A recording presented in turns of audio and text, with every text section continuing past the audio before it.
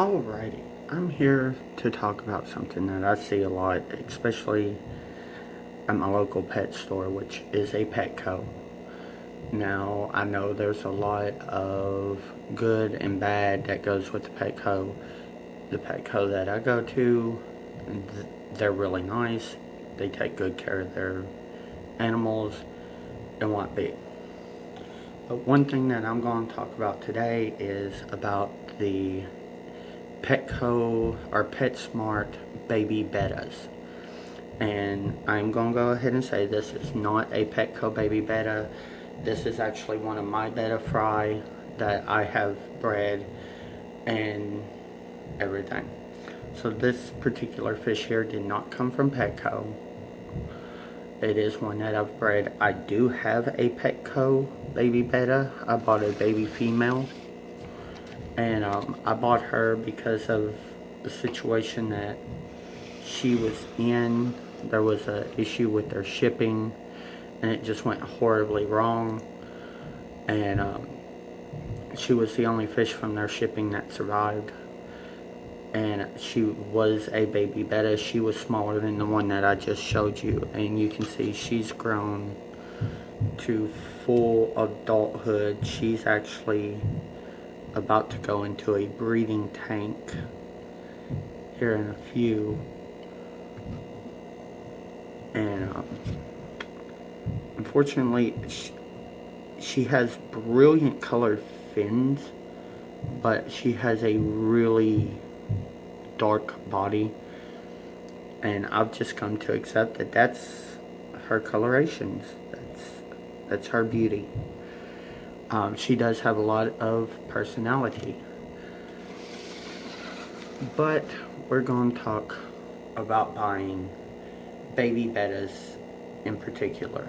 Whether you get them from Petco, PetSmart, or I've even seen baby bettas offered online now as well. And if you know what you're doing and you know how to care for them and everything, great. And you don't really want to get into breeding and having thousands of them, but you want to raise up a baby betta and have it for the majority of its life.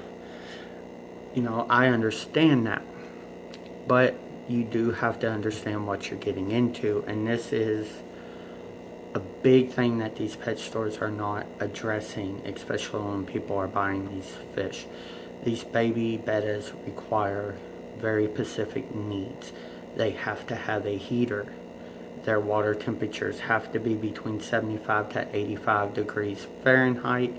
I have no clue what that would be in Celsius.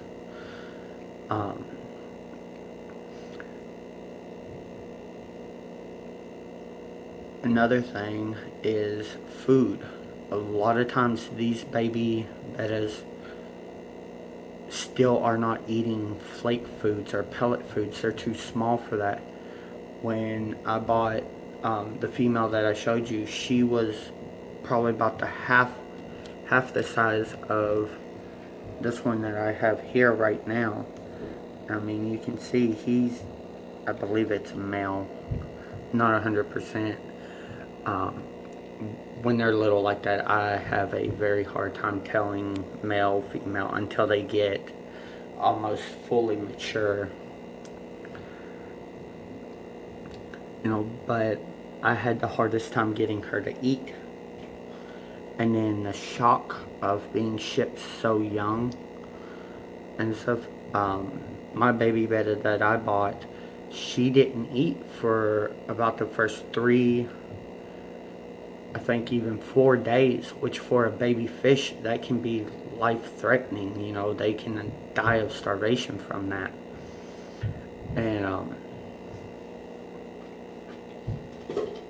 then a lot of people, and I've read forums and everything, and comments where people have bought these fish, and they're like, you know, they just keep dying, They're putting them in betta bowls or small containers and just leaving them at room temperature, which most people unless you're like me, in which my living room, which is where my little fish station here is, where all my fish stays about 75 to 80 degrees in here. So, you know, my tanks, I don't keep heaters on because they stay right at a nice temperature from the air temperature. Now, wintertime is a different story. I have to run heaters. I have to put heaters in my tanks and everything. But most people keep their house probably about 60 to 70 degrees, which is way too cold for a baby betta. And then on top of that, most of these baby bettas still are not eating flake foods, pellet foods. They need live foods. You're going to have to hatch out brine shrimp. You're going to have to culture infusoria, daphnia, micro worms, grindle worms. They need live food. And it's something that isn't getting sent out there. I'm a firm believer in not bashing the big chain pet stores. You know, I understand there's good ones, there's bad ones. You know, if there's a Petco, PetSmart, or a chain pet store around you and you don't agree with the way they're housing their animals, how they're treating their animals, or what be it, I just recommend not going to that one. I'm not going to sit here and bash on Petco as a company, because I've been in a lot of Petcos throughout the United States, and I've came across ones that are just exceptional and they're great. They take good care of their animals. And then I've come across other ones that are just horrible, that, you know, I wouldn't let a bug live in. So, you know, there is good and bad. The best thing that I can say is, before you ever go into one of these stores or any place online, it doesn't matter, research. Make sure you know what you're getting into, and that's what a lot of people aren't seeing. There's a lot of misconceptions about betta fish in general, that, you know, they can live in these tiny containers and they're can live in nasty, still, stagnant water, and that's not the case. You know, if you're going to have a pet betta fish, it needs at least 2.5 gallons, and that's with weekly 50% weekly water changes. You know, and the larger the tank you get, the better water quality you'll have, so the less frequent you'll have to do water changes. You know, it falls along those lines. But these little baby bettas, people go into the pet store and they see them and they're like, oh, they're so cute, they're a baby betta, they'll live their entire life in this little bowl and it'll be wonderful. And that's far from the truth. And these guys and girls need a lot of care, a lot of time, and a lot of patience to make sure that they live full, healthy lives. You know, and I'm not saying that you shouldn't buy baby bettas. I'm not saying that you should. I'm saying, if you are considering it, make sure you're prepared for what goes into it, because you're looking at a lot of water changes. You are looking at having to hatch out live food, having live food, whether it be brine shrimp, infusoria, micro worms, banana worms, grindle worms,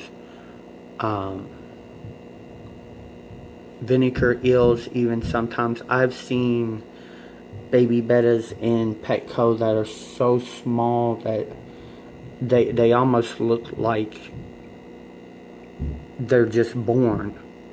They're just hatched. They're so tiny. And it concerns me, because especially when I see people in here like, ooh, it's so cute, it's a baby betta, and they take it home and they're going to stick it in a little bowl on a shelf and think it's going to live a happy, healthy life. And most than likely they're coming back 2 days later because their fish just died. And then there's all kinds of bickering back and forth about it. I think it can be a wonderful experience. I was in the process of starting to breed betta fish when I bought this little girl here. And she is fully mature now. She's probably about 1.5 inches long. And, I bought her. There was a little bit of a reason why I bought her, and I will say, the shipment got delayed, and the shipment spent too long in shipping, and it happens. Well, there was nothing that Petco could do about it, and all of the fish that they had shipped, because it was such a long delay, they froze. Well, surprisingly, this little girl here, she was a baby betta, probably about half the size of the other one that I showed you. Her bag had just started to freeze over, and they brought her up to room temperature and everything. And the one guy at the Petco, I had went in there to actually pick up just some bloodworms for my bettas, and he was asking me, what could they do because of what happened. And I ended up buying her and taking her home because I knew what they needed. I already had the setup because I intended on breeding my betta fish. So I brought her home, got her eating very well, and got her starting to taking to foods, and she's grown to be by far one of my favorite fish. I don't know if it's just because I got her as a baby, and that she was my first experience with baby bettas, or what. She has a very wild personality. I still have no idea what tail type she is. I can't determine that. I would almost say she's been crossed with several different things, because she looks like she could be a female veil tail, but she also has webbing reduction, so she could have been bred with a crown tail. So, these baby betta fry, there's no way of knowing what their tail types are, what their colorations are going to be. And it's one of those, if you want the experience of raising up a baby betta without actually breeding and having hundreds of them to deal with, it can be a very good experience. But beforehand, make sure you know what you're getting into and that you're prepared to do what has to be done, and that you have the right equipment.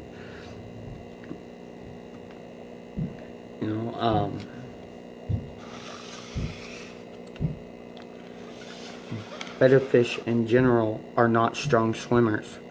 Baby bettas are even worse swimmers. So, you can't have a hang-on back filter with these baby bettas. You have to have a sponge filter. So, just really do your research before you consider getting these. Don't just go into a pet store and think, oh, it's cute, it's a baby betta, I can feed it some flake food and it'll be okay. It's really not the case with these guys. They got to have certain temperatures. They have to have good water parameters. They have to have live foods, and they take a lot of care to actually get these baby bettas to live and to live out full healthy lives. And with that being said, if you like my videos, you want to see more, please subscribe. If anybody's made it to the end of this rant, please subscribe. And I'll see y'all later.